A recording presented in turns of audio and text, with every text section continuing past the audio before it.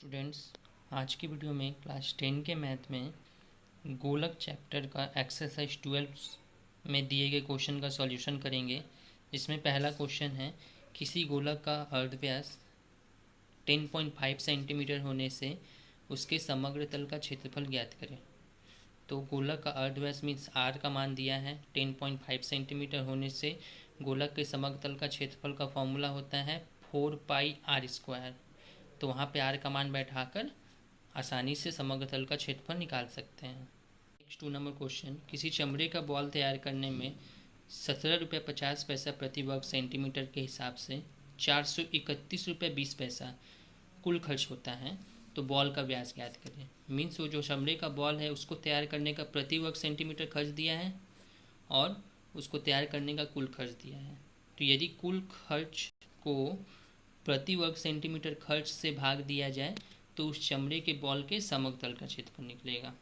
तो इसको लिख दिया गया, चमड़े के बॉल तैयार करने का प्रति वर्ग सेंटीमीटर खर्च 17 रुपये 50 पैसा, कुल खर्च 431.20 रुपया। नेक्स्ट हम इस चमड़े के बॉल के समग्र तल का क्षेत्रफल निकालेंगे। ये निकालने के लिए जो कुल खर्च है 431 रुपया 20 पैसा को 17 रुपया 50 पैसा से भाग देंगे। दशमलव को हटाने के लिए दशमलव को हटाएंगे तो 43,120 इंटू 100 ऊपर एक जाएगा और 1750 इंटू 100। इसके बदले 100 नीचे हुआ, इसके बदले 100 ऊपर हुआ, तो 100 से 100 कट जाएगा, 10 से 10 कटेगा।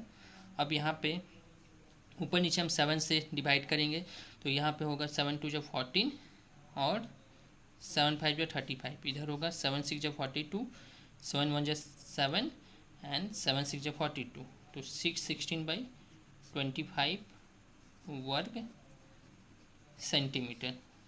अब हम मान ले रहे हैं, माना बॉल का अर्धव्यास बराबर 8 सेंटीमीटर। तो यदि अर्धव्यास r हो तो जो उसका समग्र तल का क्षेत्रफल होगा वो होगा 4πr², जो कि बराबर हो जाएगा 616/25 का।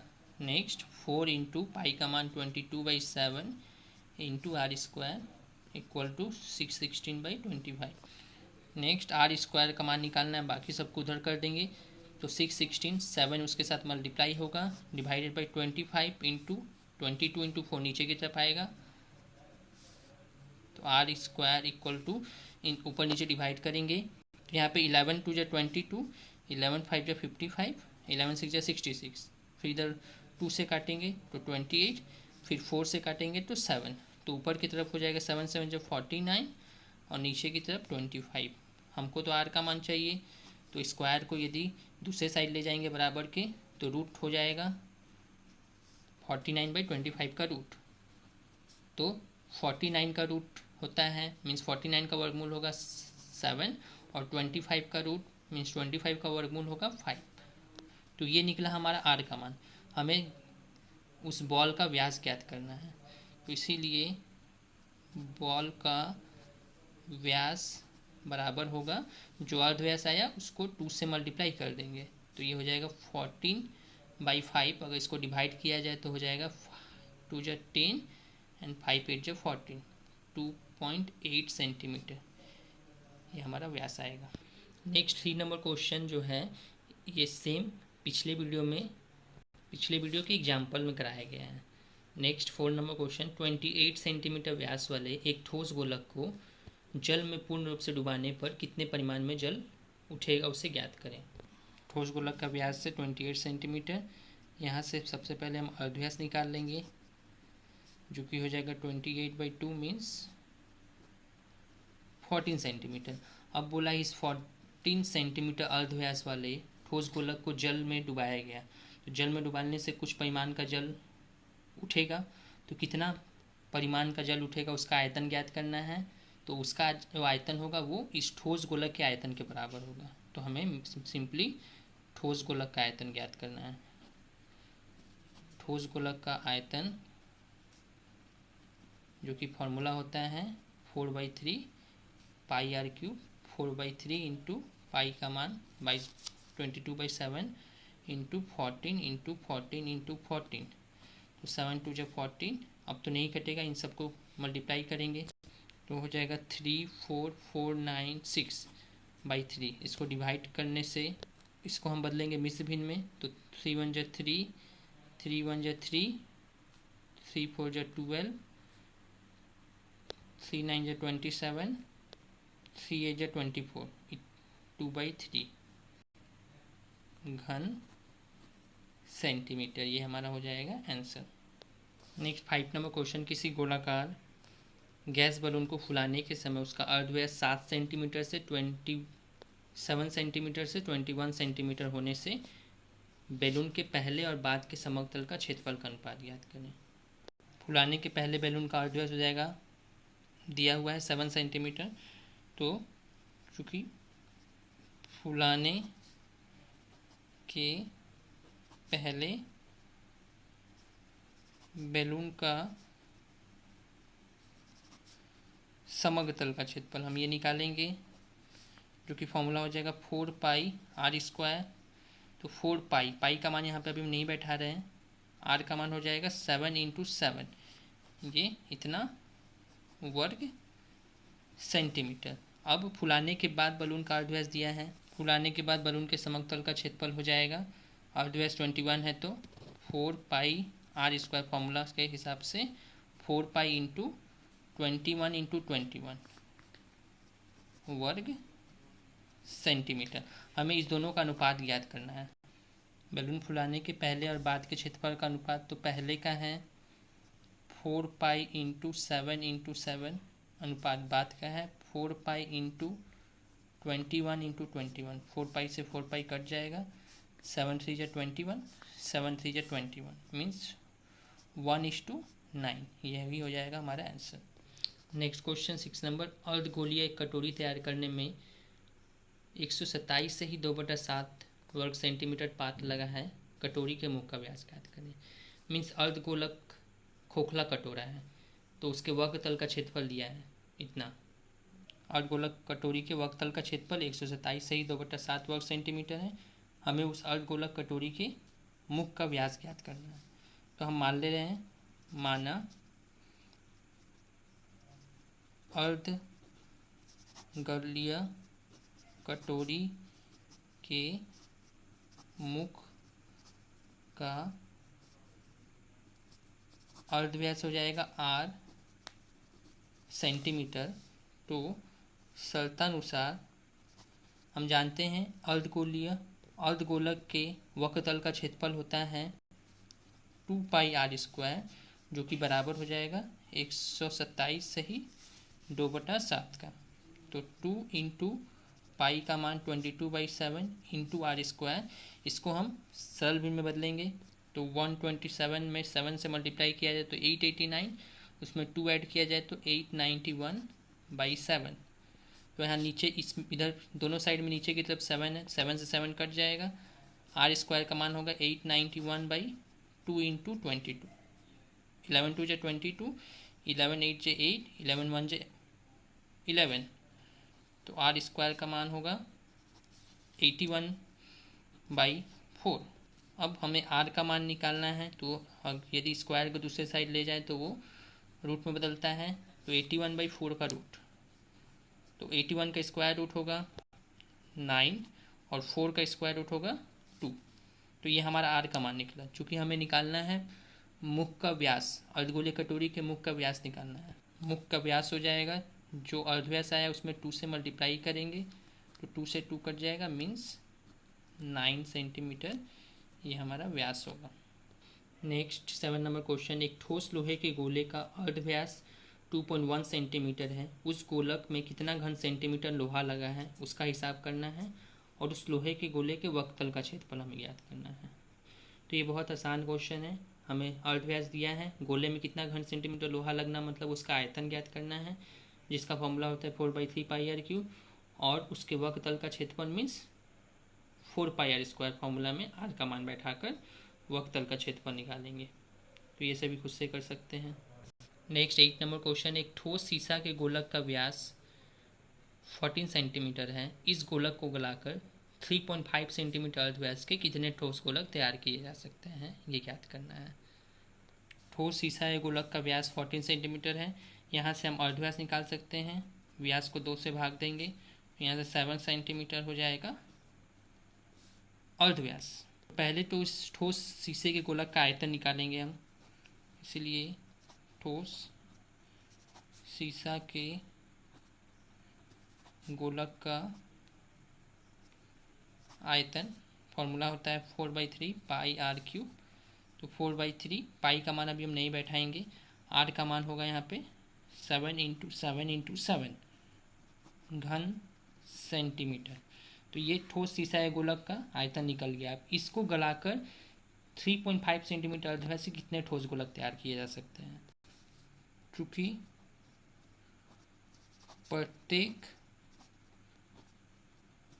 ठोस गोलक का अर्धव्यास है 3.5 सेंटीमीटर, इसीलिए प्रत्येक ठोस गोलक का आयतन ये हो जाएगा 4/3 पाई आर क्यूब। फॉर्मूला में बैठाने से 4/3 पाई, आर का मान यहाँ बैठाएंगे 3.5 × 3.5 × 3.5 घन सेंटीमीटर। ये जो इसको गलाकर जो प्रत्येक छोटा छोटा गोलक तैयार किया गया उसमें से प्रत्येक ठोस गोलक का आयतन इतना है।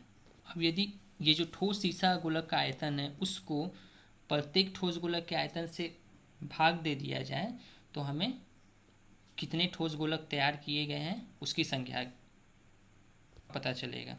ठोस गोलक की संख्या बराबर ये जो बड़े वाले ठोस गोलक का आयतन है वो उसको हम जो प्रत्येक ठोस गोलक का आयतन है उससे भाग देंगे। तो यहाँ से 4/3 पाई ऊपर नीचे कट जाएगा, 7 × 7 × 7।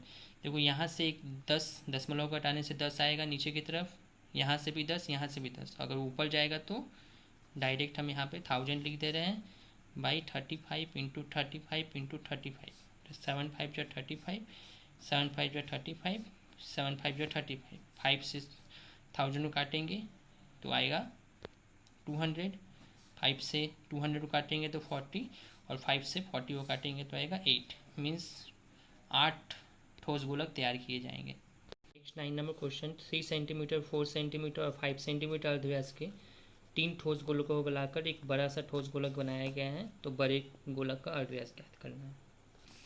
तीनों ठोस गोलक का अर्धव्यास क्रमशः से 3 सेंटीमीटर, 4 सेंटीमीटर और 5 सेंटीमीटर है। तो सबसे पहले हम इन तीनों ठोस गोलक का एक साथ आयतन ज्ञात करेंगे। तो पहले वाले का आयतन हो जाएगा 4/3 पाई 3 का क्यूब, दूसरे का होगा 4/3 पाई 4 का क्यूब, तीसरे का होगा 4/3 पाई 5 का क्यूब। तो इन तीनों में से 4/3 पाई ये कॉमन होगा, यहाँ पे 3 का क्यूब होता है 27, 4 का क्यूब होगा 64 और 5 का क्यूब होगा 125। तो 4/3 पाई इंटू इन सबको ऐड किया जाए तो हो जाएगा 216। इसको वैसे ही छोड़ दे रहे हैं घन सेंटीमीटर। अब इन तीनों ठोस गोलकों को गलाकर एक बड़ा सा गोलक तैयार किया गया है जिसका हमें अर्धव्यास ज्ञात करना है। तो अर्धव्यास पहले हम मान ले रहे हैं, माना बड़े ठोस गोलक का अर्धव्यास बराबर r सेंटीमीटर, इसीलिए बड़े ठोस गोलक का आयतन ये हो जाएगा 4/3 पाई आर क्यूब घन सेंटीमीटर। तो ये जो बड़े ठोस गोलक का आयतन है ये किससे तैयार हुआ है, इन तीनों ठोस गोलकों को गलाकर। मीन्स तीनों ठोस गोलक का जो आयतन होगा बड़े गोलक के आयतन के बराबर हो जाएगा। शर्तानुसार 4/3 पाई आर क्यूब ये बराबर हो जाएगा 4/3 पाई इंटू 216 के। तो 4/3 से 4/3 कट जाएगा, पाई से पाई कट जाएगा, तो आर क्यूब बराबर इस 216 को 6 का क्यूब लिख सकते हैं। तो यहाँ से r का मान आएगा 6। तो हमारा बड़े गोलक का अर्धव्यास आया 6 सेंटीमीटर, जो कि हमारा आंसर होगा। नेक्स्ट 10 नंबर क्वेश्चन, एक अर्धगोलाकार गुंबज के आधार का व्यास 42 डेसीमीटर है। गुंबज के ऊपरी तल को रंग करने में 35 रुपये प्रति वर्ग मीटर की दर से कितना खर्च पड़ेगा, ये हमें ज्ञात करना है। क्योंकि हमारा गुंबज के आधार का व्यास दिया है 42 डेसीमीटर, यहाँ से अर्धव्यास निकाला जा सकता है। 42 को 2 से डिवाइड करेंगे मीन्स 21 डेसीमीटर। सबसे पहले तो इस 21 डेसीमीटर को मीटर में बदल लेंगे, जिसके लिए हमको 10 से डिवाइड करना होगा। तो 21/10 मीटर, यहाँ से आएगा 2/1 मीटर।